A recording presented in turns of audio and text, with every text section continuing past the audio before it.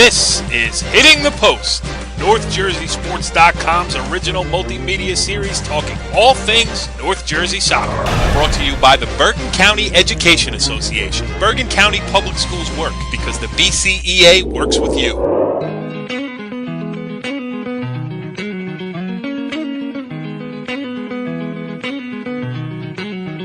Back on Hitting the Post, NorthJerseySports.com's original multimedia series dealing with all things North Jersey soccer. This is Season 1, Episode 2. I am Cory Doviak, being joined by my co-host, Cliffside Park Athletic Director, John Lombardo. Johnny, what's going on this week, pal? Hey, Cory. What's up, buddy? How you doing? Well, it is very exciting around the North Jersey soccer scene now, and specifically in Bergen County, because it's just about tournament time. The cutoff is less than a week away. Teams have to be one game over 500 to be considered for entry into the Bergen County tournament, which makes it unique in itself because it's a tough barrier to get over for any program. You got some teams that'll play their way in automatically at 650, but we're taping this on Wednesday night. We got 5 days to go before the cutoff, and really things are still up in the air. Yeah, there's a lot of teams out there that going to make a strong case probably in the next 3 or 4 days to get into the tournament. Yeah, and teams have been making strong cases for the top seeds. I mean, we'll run down a few of these, the givens. Bosco's in, Cliffside Park is in, Ramapo is in, Bergen Tech is in, Wallington is in, Waldwick. Yes, Waldwick at 8-0, Tenafly at 6-0-1. And I should mention on this show tonight we were going to have Dave Schiff, the head coach of the Tenafly, the resurgent Tenafly boys soccer program, join us. And also we will have Mike Papapetrou, the head coach of the Bergenfield boys soccer program, will join us as well. And he's going to be interesting to talk to, Johnny, because they're one of those. We'll run them down here shortly too, but squarely on the bubble. They're a dangerous team too if they do get into the tournament.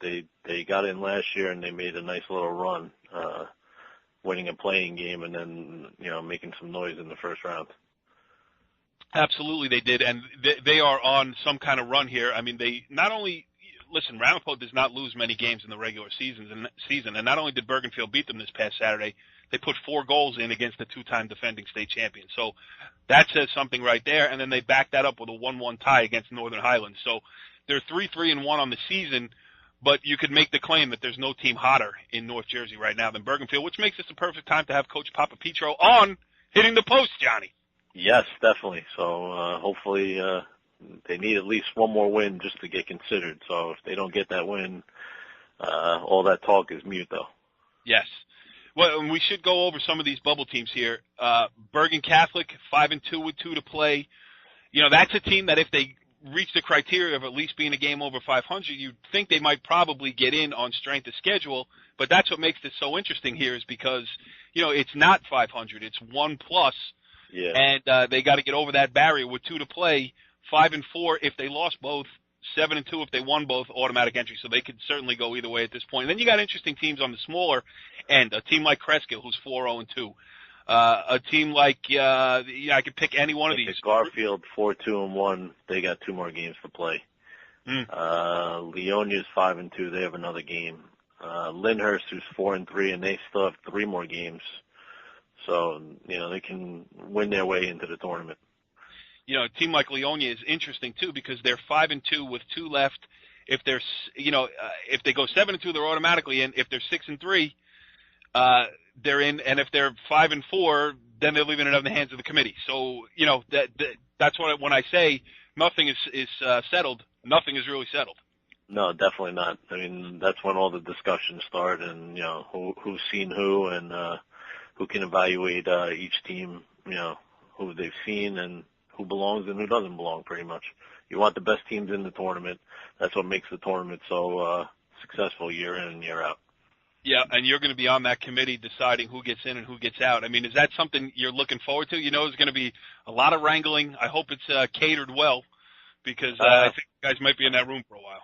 I guess. I don't know. I don't handle any of the thing. I just show up with my pen and pencil, and hopefully I don't upset anybody that should get in. But you're always going to, that's the toughest part of the committee is, you're always going to leave somebody out that should be in maybe. And, the matchups, how you're seeding things. Right. Someone's always upset, no matter what you do. Yeah, last year you had 20 teams in the tournament.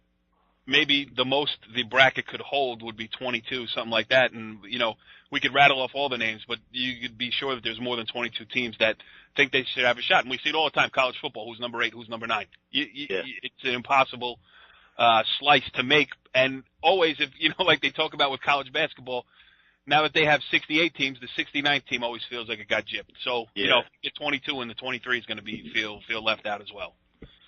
And I think last year, the committee did a great job seeding teams. I mean, pretty much the 2 best teams at the end were the 2 hottest teams. It was Rampo and Bergen Catholic at the time. So if Bergen Catholic didn't make the tournament, you wouldn't have that great final that was played last year. So. Yeah, it definitely was a lot of fun to be there as well. And you know what? We're going to have a new feature, Johnny. This is only week 2 of Hitting the Post here. And already we're going to add in a new segment as Rich Barton is going to come on a little later, NorthJerseySports.com's own Richie Ballgame Barton, to reveal his rankings for the top 8 girls teams and the top 8 boys teams right here on Hitting the Post. So we got a lot of. I'm hoping he did his homework, though. I hope he wrote something down in his notepad. Usually he doesn't have anything down on there. So, John, if there's anything that we can bank on, I mean, we can't bank on what teams are going to make the county tournament, but we can bank on the fact that Richie Ballgame did probably 0 homework in compiling his rankings. He got it from somewhere, though. No doubt, and he sent it to me he's ranking 8 teams, and he sent it to me in an 8-line email. He did, or he just took one of those napkins from one of the concession stands that he visited on the weekend. Those things are soiled. I wouldn't be able to read it with the mustard and the roast stains and everything else. All right, Johnny. Well, let's welcome in our first guest of the evening here on Hitting the Post, Season 1, Episode 2 of NorthJerseySports.com's original multimedia series.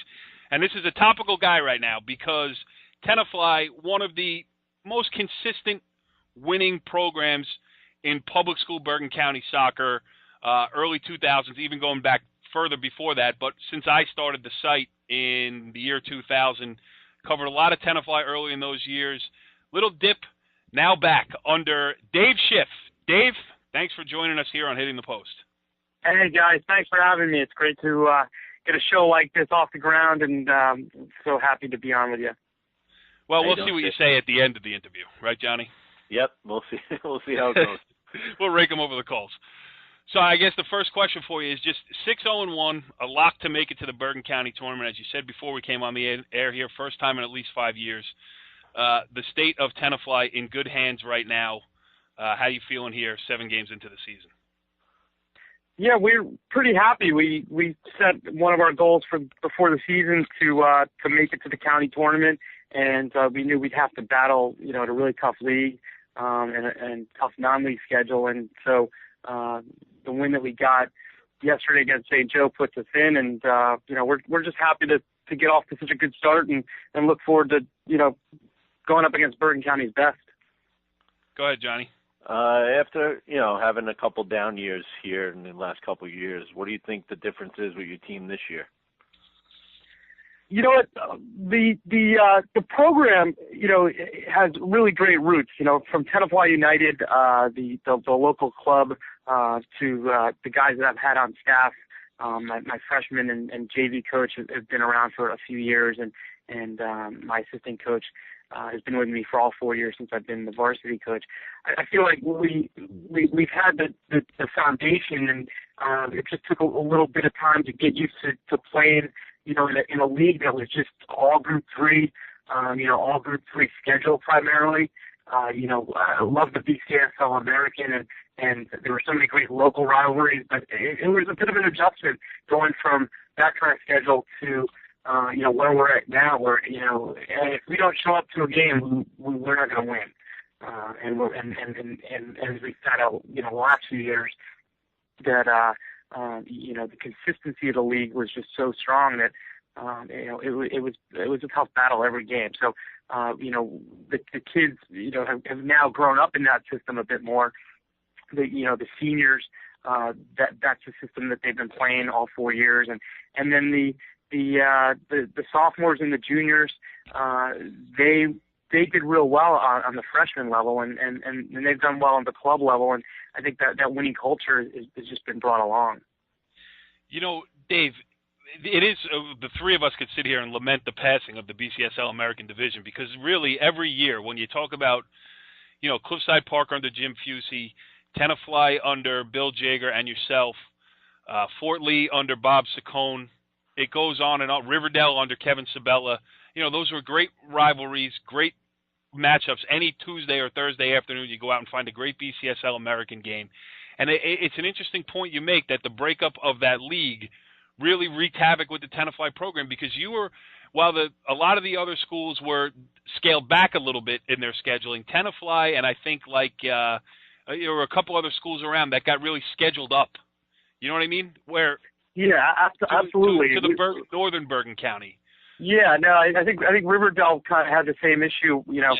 They were always a power in that conference, and going and having to travel. The last few years we've been going up to Mawa and Pascack Valley, and now in our league, we're playing Northern Highlands and Ramapo as those cross league games, and Old Tapan. And Demers, those are regional schools, and it's just a different world. And for us, I think the consistency of the games, learning that every single game is going to be a battle, is a lot to take in, and it took us a few years to figure that out. Johnny, I didn't mean to leave you out of Jim. No, it's all right. Don't worry about it. And I don't want to reminisce. Okay, go ahead. What do you think is the signature win this year that got you over the hump? Going up to PV and being able to win up there. I mean, you talk about great coaches. The league that we're in now, again, is a league of veteran coaches, and I don't care what the PV record is. Cory was at the game. We were playing really well in the second half. We had a 3-1 lead, and then before we knew it, it was 3-3. And his teams are always going to battle, and to be able to walk out of there with a win, that was just big for us, because I think our kids knew, from the scrimmages and just from the work that they did over the summer, they knew that they were going to be better than we've been. The competition amongst the kids is a lot higher. They've played with each other for a long time, but at the same time, they know that there's a guy right behind them that can play, and that's important as well. That they're battling, in practices for playing time, and so getting that win up at TV, I think was really important to be able to go on the road. And we're a team that plays on grass. We're I think one of the last teams in Bergen County that has a grass home field, and so to be able to go and win on turf at the PV, the whole thing was just a great win for us. Yeah, and slow grass at that. I mean, it's a big difference over there. Landscaper doesn't get out there much. Right. You know what, though, Dave, too, I think it's a great point you make about that PV game, too. And, sometimes I get lucky and I show up at the right place on the right day. But, I think your guys did a great job of, first of all, getting themselves in the game by getting a lead. So, okay, now we can play with these guys. Then Pascack Valley comes back and ties it. And I think your guys then showed the resiliency to, hey, we just got punched in the mouth. Can we, get up and throw a punch back? And I think you proved a lot to yourselves, A, that you can go out and, take a lead against a good team on the road in that league, and then, bounce back when that team makes it tough for you. So, I think it was a double-edged sword, and you came out on the right side of it both times. Yeah, absolutely. And also just early on in the season, we played Bergenfield, and, as you guys know, they're a quality team, and just to start off the season with a win at their place, their field is not an easy place to play either. It's a small, new turf field. Their goalie is just terrific. He I'm sure gave Ramapo fits, and I imagine that when they played Highlands yesterday, he gave Highlands fits. So to come away with that win too, getting 2 road wins pretty early in the season, that was enormous for us. And that Bergenfield win looks better and better all the time. Yeah, they're good. We're going to play them again next week at our place, and I'm sure they're going to be really ready to battle us. Talk about some of the kids here. I mean, it was Natan Vidra who had the game-winning goal for you. But also, I mean, the thing is, I was watching your game and I said, wow, I can't pick out Tenafly's best player. I mean, Patrick Santos was great for you. I could go down your roster. William Torsiglieri, big, strong kid who can make things happen for you. Just talk about some of the kids who have, led this awakening. Yeah, no, absolutely. I think we've got a lot more depth, and we're much more well-rounded than we've been in the past. Coach Burnell and I were talking yesterday just on how some years we've been able to identify who's the best athlete on the team, and this year it's really a great group of soccer players. It's more than just being athletic. George Arasavasaglu, is our center mid, and a lot of things run through him. He is all over the field. Patrick Santos, as you said, he's a dynamic player, just very creative on the ball. He works so well with Alon Wilkenfeld that they're our two front runners, and just as a tandem, they just have been great. We have a couple younger guys, Seth Shahar and Jeff Chanu. They're both sophomores. They both pretty much started every game last year. Seth plays as the stopper, and Jeff is the other center mid, and they've grown up together. They play a lot of club soccer together. Seth scored a terrific goal on a set piece yesterday against St. Joe, and then in the back, our back line is really come together as well. Jacob Sitzler, the junior, who started for us all last year, he's our sweeper back, and he covers a lot of ground. Leo Kawama is a third-year starter. He's at our left back, and he just seems like he gets better every game. Our right back, Jordan Eureka, is a big guy that's real great in the air, and then our keeper, Alex Gold, has really stepped up and made some quality saves. And I think our starters are right there. You mentioned Natan Vidra. I didn't even say him yet. He's the guy that got that game winner, and he's he's got just a great knack for the goal, and then coming off the bench, again, some of these younger guys that have found success. Andrew Wang, he's up to 3 goals. He was only a sophomore and really was a key piece in the freshman team that won the county last year. So there's a lot of good competition amongst the kids. And, I think that, again, like if we were to say who's our best athlete, I'm not sure we could pull somebody out. Will, I imagine Will from hockey and from tennis. He just does everything well, and he's a big guy and real enthusiastic. There's a lot there. Yep. Last question for me, Dave. Are your expectations different now that you started the season 6-0-1, and what are you expecting for the rest of the season? From the beginning of the season, we knew that we were going to be a lot better than last year. I think the biggest thing for us is just, keeping that even keel and understanding that if we get ahead of ourselves, it's just as easy to win 3-4 games as it is to lose them. That Teaneck team that we tied, they're going to give people fits, all year long, because they're a quality team, and they picked up their first win yesterday against Ridgewood.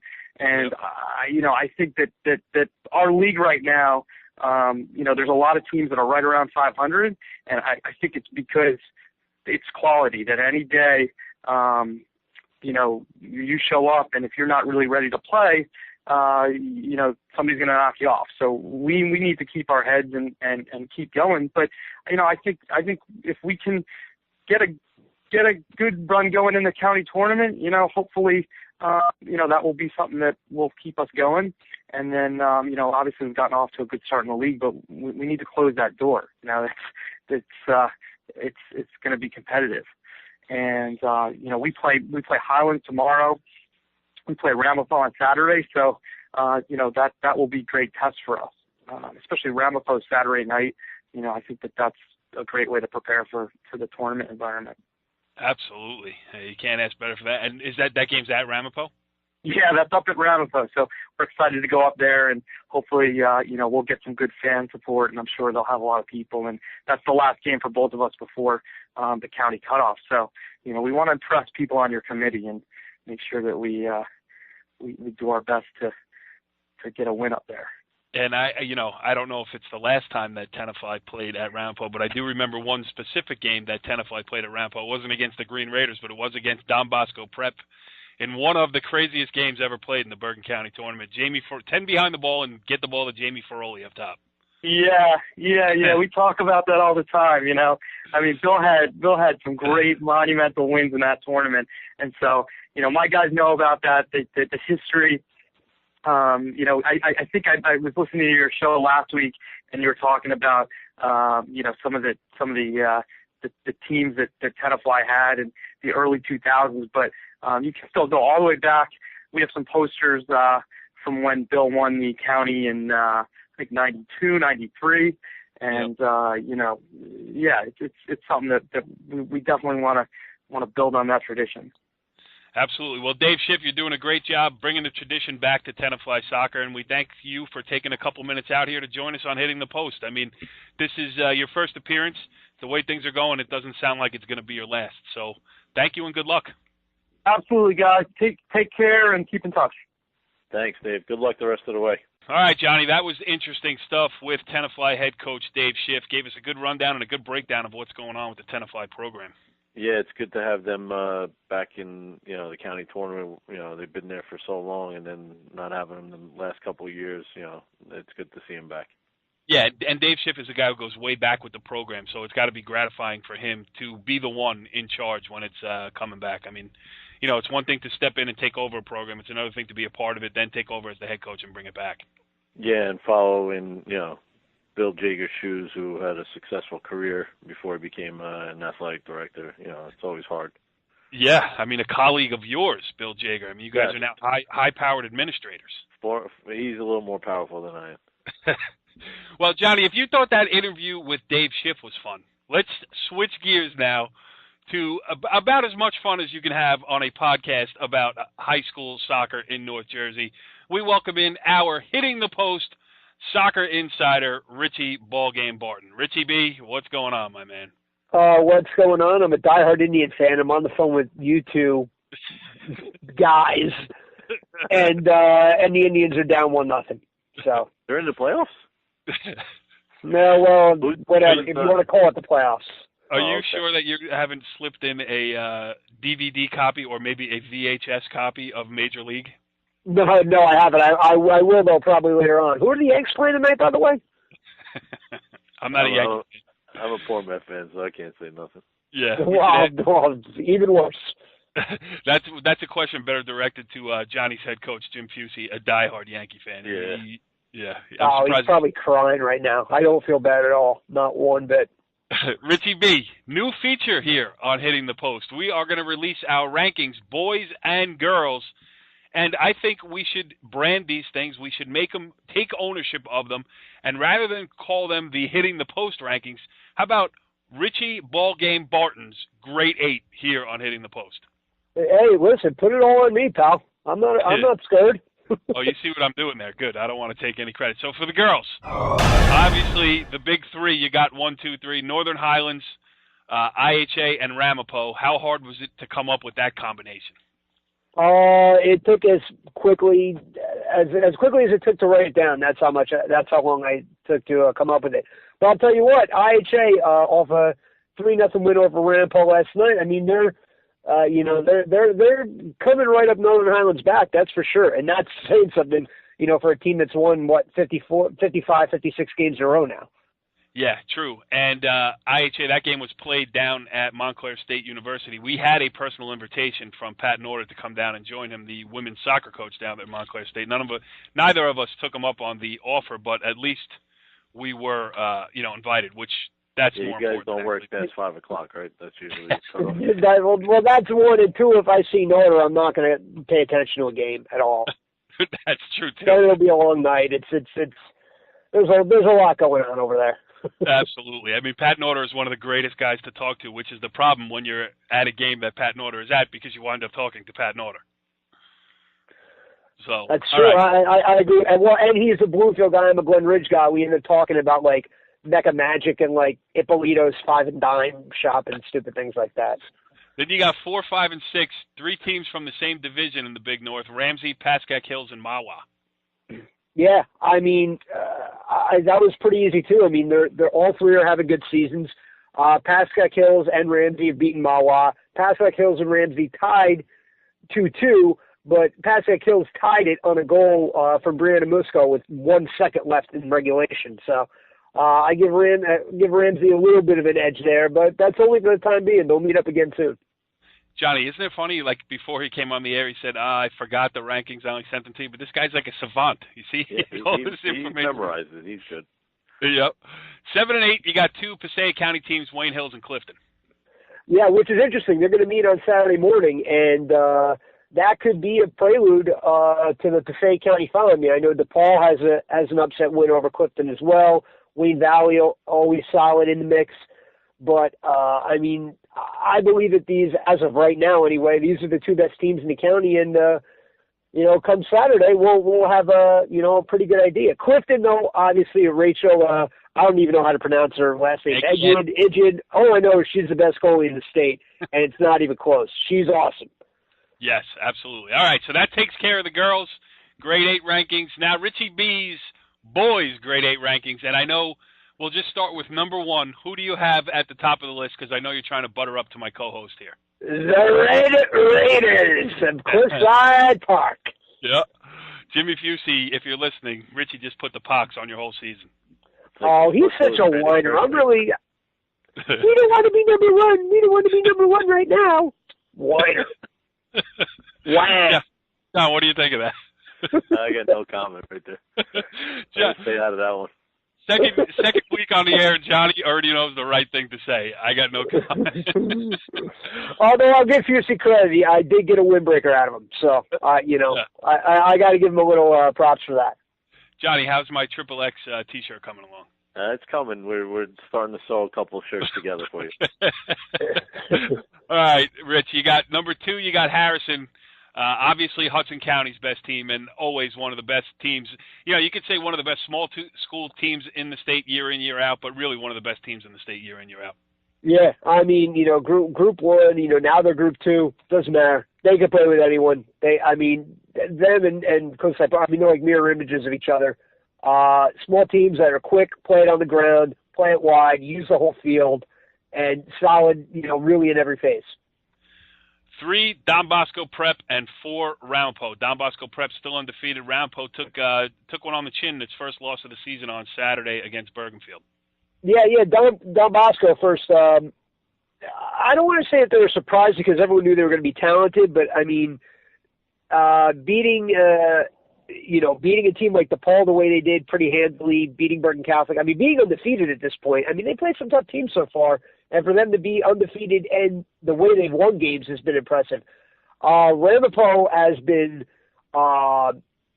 they've had some good wins, but the Bergenfield was a huge surprise. Not only that they lost, but that they gave up 4 goals. Yeah. I know Bergenfield's a talented team and they're coming on, but as of right now, they're a 500 team. If they lose to Ridgewood, they're out of the county tournament. They don't even have a shot. So, I mean, for them to let up 4 goals, I mean, it's a surprise, and I'm sure they're doing a bit of soul searching right now. And it's also a testament to what Evan Baumgarten has built up there at Rampo because, they've won back-to-back state championships, and now it's a story when they lose a regular season game. It's like, oh, my God, they lost a game? Yeah, they don't lose too many games during the season at all. No. Yeah, and for them to let up, I mean, if you score 2 goals on them in a game, that's a huge feat. I mean, for them to let up 4, I mean, the last time they've let up, 4 goals within their league, over the entire season. That's a good point. Paying homage to Hudson County Soccer, and Johnny, Rich goes down to Jersey City the other day. He covers St. Peter's Prep. They have a good win against Bayonne, and all of a sudden they're his number 5 team. I mean, he's so transparent. He went down there. He had fun. He was in Jersey City. He knows people down there. He went to St. Peter's College. He probably got a hot dog someplace. Hey, St. Peter's, number 5. He's like the mayor down there. He really is.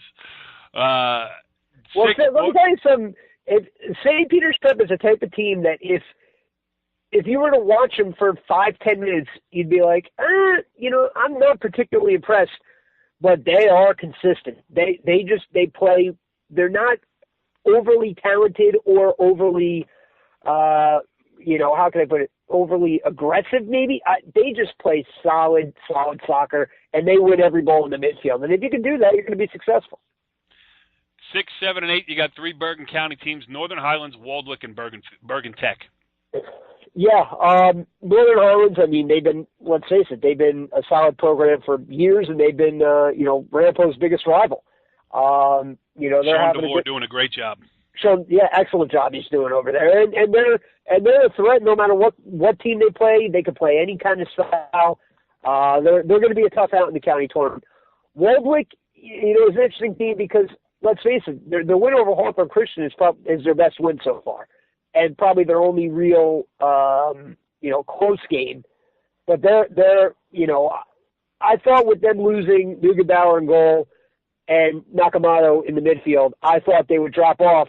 And quite honestly, they haven't. Dennis Reyes is a nightmare to cover up front. He plays both sides of the field. He's always moving. So that makes them a threat, especially in Group 1 come state tournament time. And Bergen Tech, I mean, they've been they seem to get better every year, and to have a win over Clifton right now, undefeated, got to put them in there. Absolutely. Hey, Richie B., great job on the Grade 8. Richie Ballgame's Grade 8 rankings here on Hitting the Post. Johnny, go ahead. I have to apologize to him because I said that he usually doesn't write anything down. This was a good top 8 on both sides, and he knew the players on each team that he was covering. So he did a good job, Richie, so I apologize to you. Well, you know what? Apology accepted. Normally I wouldn't accept, but if it was Jim Fusey, I wouldn't accept. But because it's you, I'll give you a pass. I'm telling you, Johnny, he's like the Rain Man. I mean, I tell you. I've shown up to games like once the Bergen County Jamboree, the basketball tournament last year. I show up. He's covering like 3 games, right? We split it up. He was doing the first 2. I was doing the second 2. So I show up like at the end of the second game, and he's got a notebook with one word written down, and it was like Don Bosco Prep because they were playing. And he's like, haven't kept one note. I'm like, how do you do that? Like you got 2 games to remember. He's like, well, I'll tell you. Came down the floor, missed a shot from the corner with 28 seconds. He can really run it down. I mean, I am so burnt in brain cells that I can't even remember what I had for breakfast. I've got problems. I need help. As we said earlier in the show, Richie, and you're in the same group, same boat as me, we both need a hobby outside of high school sports for sure. Yeah, well, you got Lombardo over here sewing T-shirts together for you. I mean, what's this guy doing? All right, Richie B., great segment, pal. All right, you got it. Well, Johnny, that was certainly, I told you, I said the Dave Schiff interview was fun. Richie Ballgame was going to be a ball of fire, though. Am I correct? Richie had some laughter into the show, which is always good. Yes, and are you going to make sure that Jimmy Fusey listens to his comments from earlier? First thing at 8 o'clock in the morning, I'll be playing in my office. Well, let's have some more fun here. We'll welcome in our next guest, and there's really no hotter topic right now around Bergen County soccer than the Bergenfield boys soccer program, and their head coach is Mike Papapetrou. He joins us here on Hitting the Post. Coach, thanks for joining us. Thank you for having me, guys. I really appreciate it. It's a great honor.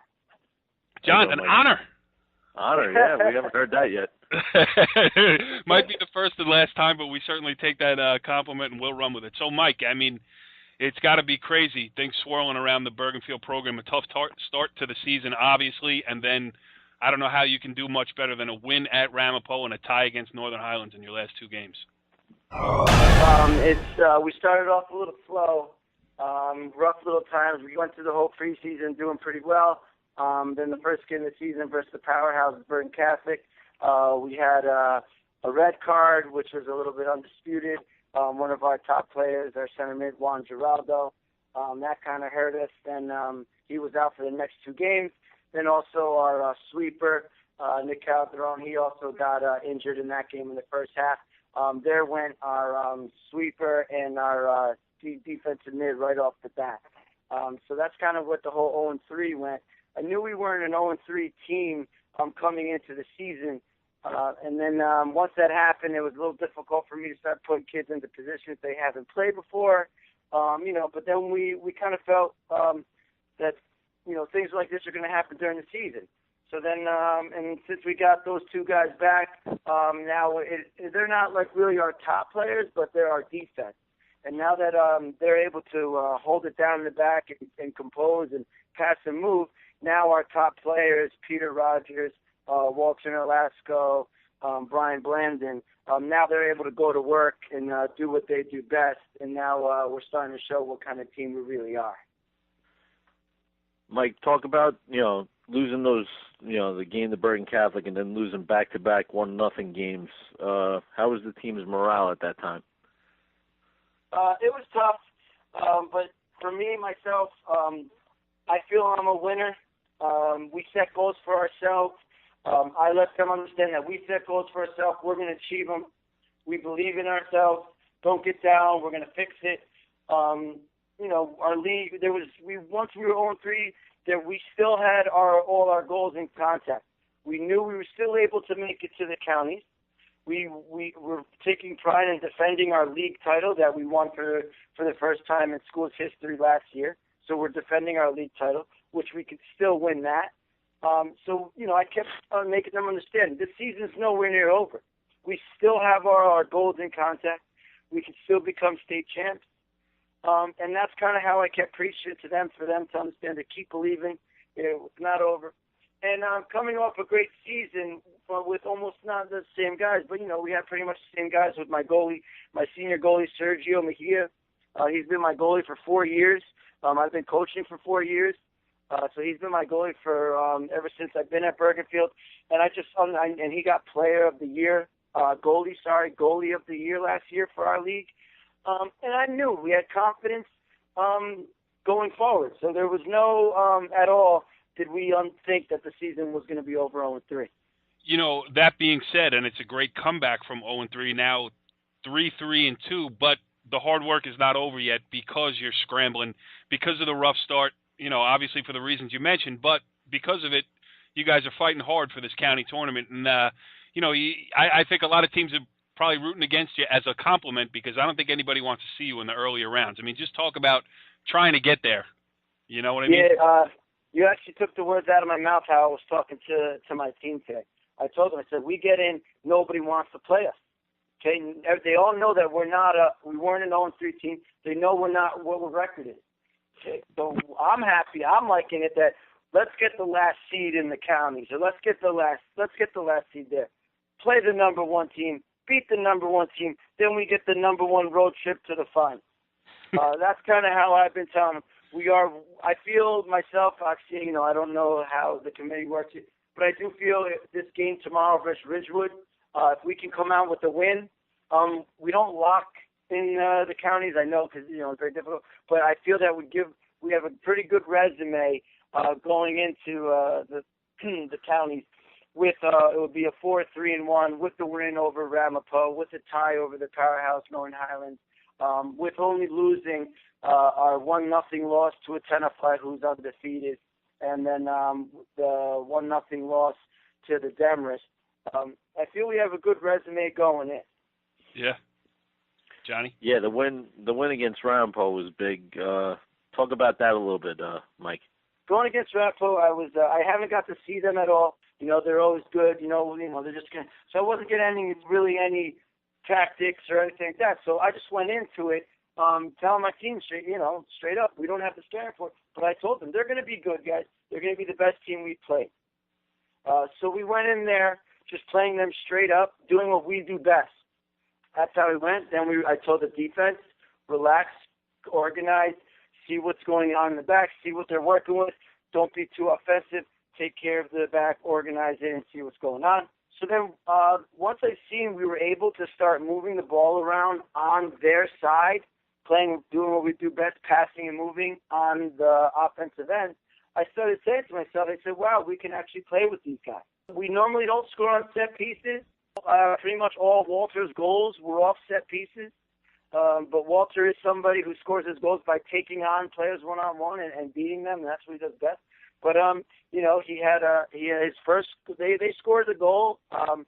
First 3 minutes of the game, they did the long throw-in. They scored the goal 1-0 in the third minute. Then, it was in the third minute of the game, and then all of a sudden we get a corner kick. Walter Nolasco heads the ball upper 90 near post, ties it 1-1 within like 10 minutes of the game. Then they give him a penalty kick. Sergio Mejia saves the penalty kick, but then they put the rebound in. So it made it 2-1. So then one of our nice goals then comes next is we get the throw in. We pass and move a little bit. Then we get the ball to Juan Geraldo, one of our guys that we were missing during the 0-3. He gets the ball, fights off a guy, sends Peter Rogers a through ball over the top. One-timer, Peter Rogers chips the keeper with his left foot, and ball dips in, makes it 2-2. Who needs a video replay? We got the whole thing, Johnny, right here. I'm on the edge of my seat, even though I know what the outcome is. Continue. Awesome. And then it goes to the halftime, 2-2. They didn't make any changes. We didn't make any changes. We stayed the same because we liked how we were looking. And then early on, we get another corner kick. It wasn't a set play, nothing like that. Just we found Walter up top of the key, and Walter side volleys it and goes far post upper 90 and goal. And then that made it 3-2. And then, like I'm saying, maybe about like 3-4 minutes later, we get a free kick from right in the center of the park. Played a long ball in. Atap Ansu did a header flicker, flicked the ball, and then now the ball's all the way up in the air. It's now Walter's there. The goalie starts sprinting out to Walter, try to save him. Walter jumps in the air, starts flying in the air, backwards, header, flicks it, goalie, chips over the goalie, goes in. We're winning 4-2. And then we did our best to just keep passing and moving, and having the ball the whole time was what we planned on doing, and we did a pretty good job. Yeah, and like you said, you've been there 4 years. Last year was the first league title. But what's been behind the resurgence of Bergenfield soccer? I mean, not a traditional powerhouse by any stretch of the imagination. And last year was a nice story, but to do it 2 years in a row, to get a win like that on the road at Ramapo, I'm sure it was a great atmosphere under the lights and everything else. The program. How do you explain what's gone on with this program? I mean, there's a lot. First thing I would like definitely my coaching staff, Andre Giraldo, he's an alumni from Bergenfield. John Perdomo, he's also alumni from Bergenfield and also played at Don Bosco. They both are Bergenfield. They volunteer their time. My whole team is, not my whole team, but pretty much is a lot of Spanish speaking. They have that communication with them that goes very many far ways. When I first came in, I'm going to say the first year I didn't really have it. But what happened, how it was the first year is I need to get them to start believing in myself. And I'm a Bergenfield guy myself. I went through the program, and coming back to this was a dream for me to do because, we didn't win many games. We weren't considered at all good. Maybe we won 4 games the most during the season when I was there. I was a 4-year varsity soccer player at Bergenfield. And that was kind of the motivation there. I knew where these kids were coming from. I knew how to deal with them. I knew how to talk to them because I was in their shoes before. Right. From there, it has a lot to do with, I think, the chemistry between me, with the coaches, and the kids about that whole aspect of it. My coaching style, if I had to say, it's not really that of a secret, but, I like the whole keeping the ball and having the ball and possess the ball. I'm an English Premier guy, but my whole team is like Spanish, and they watch the La Liga, so It's kind of like we get the little mix of combining the EPL with the La Liga, and I think that's the both the best worlds, which I think those two are the top leagues. Yep. Don't forget about Serie A though. It's coming back. Well, Juve tied today, by the way. Juve was tied 2-2 against Galatasaray from Turkey, Johnny. I don't know if today's the right day. That's all right. Don't worry about it. And Napoli lost to Arsenal. So not a good year for Italian soccer, to be honest. But that's a different conversation for a different day. Yeah, sorry. Yeah. The conversation for today, though, absolutely, with Mike Papapetrou, the head coach of Bergenfield, was a great one. I mean, this was a lot of fun having you on. We're happy for the success that you're experiencing here. Listen, continued success. Make that run to the county tournament. We'll be there to cover it. I haven't seen you yet this year. I promise I will be out there to get to a game or 2 or 3, however long this run goes on. And you're doing a great job over there. So congratulations on what you have achieved so far, and good luck with what you hope to achieve going forward. Awesome. I appreciate your guys' time. This means a lot to me going forward. If you guys need anything, you let me know. And, you guys made my day, so I really appreciate that, and thank you for everything. Great. Now you can get back to the Austria. Well, I just got home. I got all the UEFA DVR, so I'm gonna go and see. Well, he just told you once, so you don't have to watch it. Telling me everything. I try to do my best to get home without knowing it all. That you guys start going out with the results. All right, then I won't tell you that Man City lost 3-1. Mike Papapetrou. Yeah! Thanks for joining us here on Hitting the Post. Awesome. Love you guys. Take care. Have a great day. Take care, Mike. All right, Johnny. I'm out of breath just listening to Mike Papapetrou. Yeah, he gave us pretty much the play-by-play of the whole win against Roundball. Yeah, well, you can understand from his point of view. I mean, that is really a historic win in the history of Bergenfield boys soccer. So obviously he should enjoy it, and obviously he is enjoying it. Yes, he's having a lot of fun, and being a former player there, you always want to go back and, be more successful than I guess he had his time at Bergenfield.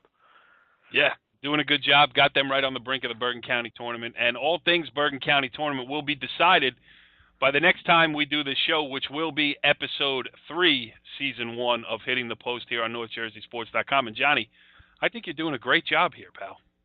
Like I said, you make it easy. You do all the hard work. I just follow along. Yeah, and the Richie Ballgame Barton ranking segment is going to be the highlight of the show. He's going to definitely is. It's going to stir up a lot of controversy, I think. Yeah, and what we found out, too, today is that I got 2 games. I can only be in one place tomorrow. I got to choose between Ridgewood, Bergenfield, and Tenafly, Northern Highlands, both games with county tournament implications. We can't be everywhere, but I will pick one of them. I will go, probably depending on what time I get my kids out of school and get ready to hit the road, whichever one's closest to home is how often I make my decisions. But an interesting week and weekend of soccer coming up, and we'll come back here next week. We'll break down the county tournament because it will be seeded, and it will start on Thursday the 10th. So I think we got this thing scheduled perfectly, and I'm looking forward to doing this again next week. Yeah, can't wait. Now the fun begins. Hopefully, we make some good decisions and get the right teams in the tournament and see them correctly. Yeah, we'll see if you say the fun begins after you get out of that meeting on Monday night. Yeah, it could be a long one. All right, Johnny, we'll talk to you next week, pal. All right, take care, Cory. Follow the leader.